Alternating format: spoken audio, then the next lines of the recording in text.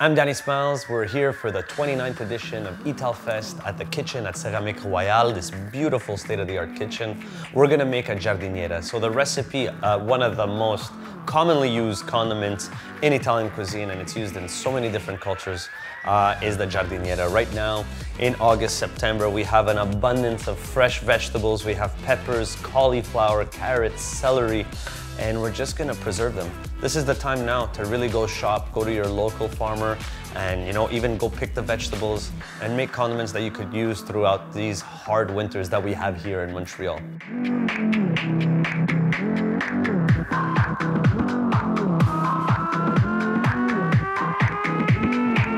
For my giardiniera, here are the ingredients that I use.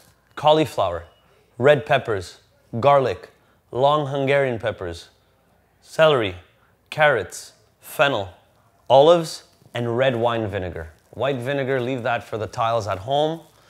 Use the red wine vinegar, you have a better taste, and you know what, even the color's a bit more interesting. Peppercorn, chili, and wild fennel. All right, so very, very simple. What I like to do is I chop all my vegetables, I put them in a bowl, I salt them, I put a bit of water, and I leave them in the fridge overnight. You really want the salt and the water to really get into the vegetables. Instead of a lot of people cook them, and then your vegetables are not as crunchy, but you really want to go get all the water out of your vegetables. So we're just going to start chopping them. And super important, giardiniera is really to have like kind of an equal cut. It doesn't have to be perfect, but I like to cut my peppers the same size as the cauliflower because it's really like a condiment. So really when you take a spoonful out of that jar, you really want to get all the vegetables. So pepper, we'll start with the pepper here. So we use that, really make sure that we take out the white of the pepper. Well, and then we have this, and really use every single part of it. I go a bit smaller than chunky. I find like there's the muffaletta that's really, really chopped, and then there's the giardiniera that's big. I'll go like in the middle. So really just... So this is the most important part, is really just chopping the vegetables, trying to have them like, perfect. So red peppers. All right, peppers. Now we'll go into the celery. Take this out. And then the celery, I usually like cutting it in half. Really just in half. And it's also fun to eat giardiniera and be like, oh yeah, what kind of vegetable is that? When it really doesn't look like the celery. But I think that the celery is the one that really gives that vinegary taste to the giardiniera. And by cutting it this way, you could have almost the same cuts as the pepper. Now we're gonna go into our carrots. So same thing, same amount of carrots. The carrots really give that crunch in the giardiniera. I think that you really, it's a necessity. I think you need to have the carrots, you need to have the celery, you need to have the cauliflower, and you need to have the pepper, and then you could add your own touch. And what makes mine a bit different is I'll add fennel, I'll add like a long pepper, and I think that just, that gives your little signature. Here's the cauliflower. Beautiful cauliflower. And that's another thing, the cauliflower, you really want to keep it as intact as possible. So we'll go like florets by florets instead of then just putting a knife through it. Just kind of really go into the back of it and kind of pull it. You have a full cauliflower. And really I think that this is where you just kind of cut it here and you kind of let it do its thing. Now I'll do the fennel. And the fennel will really give that anise flavor. I mean, I loved grilled fennel, I loved raw fennel, I loved braised fennel. I think it's such a great ingredient. It's such an amazing vegetable. It was always there when we used to snack, and even just served with olive oil and a bit of salt and pepper. And then same thing. I really want to go get the same kind of cut as the, just a bit bigger, as the celery. Just a bit bigger. You have it in there. And now we'll go for the long pepper.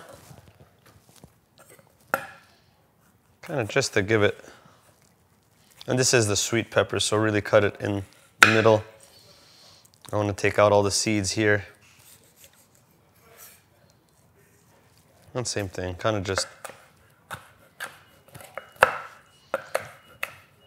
give it just another, you know, taste. And I mean, you could use like a hot pepper if you want to make a hot giardiniera. I kind of like to use mine mild, you know. I add a bit of spice to it, just a little kick, but you could always spice it up. Perfect. And then we're gonna put 200 grams of salt.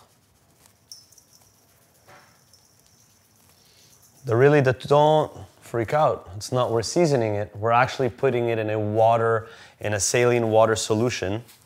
And we're gonna keep this for 12 hours in the fridge overnight.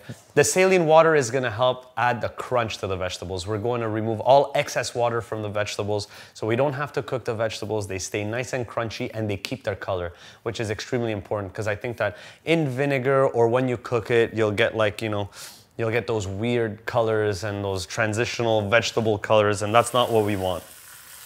So really water here, just enough to cover the vegetables. And that's also gonna let you know the salt's gonna absorb, so we're gonna put a lot less salt in the vegetables. We're gonna leave that for 12 hours, just in a bowl. So very simple. So this recipe, if you wanna do it, cut your vegetables the night before, put them in the fridge, and then in the morning, get ready to can. The vegetables are submerged in our saline water. Perfect, I'll place these in the fridge. All right. 12 hours later, we're just gonna strain our vegetables, and we have them here. Just get them nice and strained. We're not gonna add a lot of salt into our vinegar and water, into our pickling liquid, which is what we want. Beautiful, nice little salt to the vegetables. The color's beautiful, look at that. Beautiful jardin. There's nothing like a mushy giardiniera. It's terrible. Where you have to tell your aunt it's amazing, but it's not. I'm just saying. Perfect. Pickling liquid, here we go. 1 liter of red wine vinegar. Perfect. And then 1 liter of water. Very simple, 1 to 1. Boom. 2 tablespoons of salt. 1, 2. That's it. Let that boil.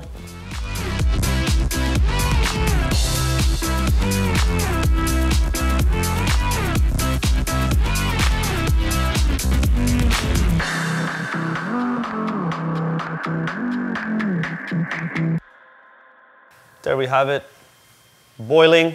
That's where we want it, because with canning, you need to have a boiling liquid in order for you not to cook the can again. So we need hot liquid to really create that seal that we really don't want any oxygen in. And that's really, you know, it could be dangerous when we're canning, and you know, so we want to do it properly.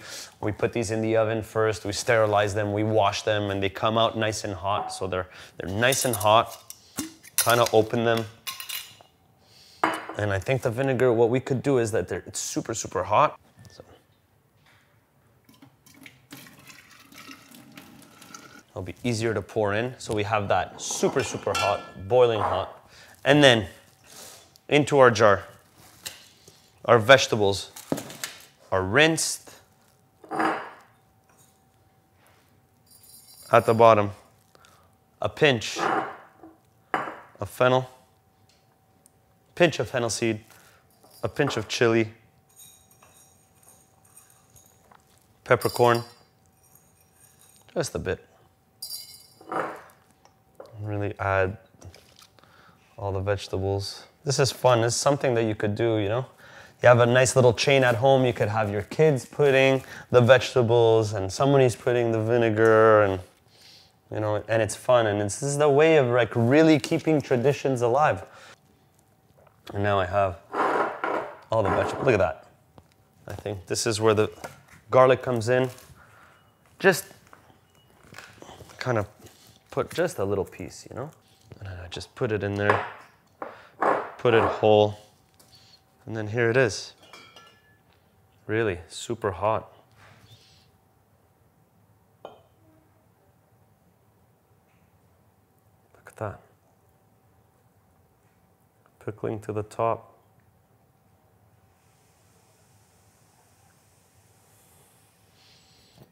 And then you have that nice little color. Okay, and you tap it.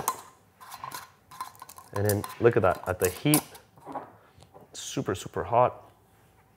You click it, put it upside down, leave that, and it will seal itself with the heat being upside down. And you don't need to cook the jar again. And you have that. The next day, you look at them, you make sure that they don't click at the top. That means that they're nice and sealed. If they don't click at the top, they're nice and sealed. So we have that, and then we continue. This is the way to do it. Enjoy. This recipe gives you 4 liters of delicious preserved vegetables from here. Buon appetito.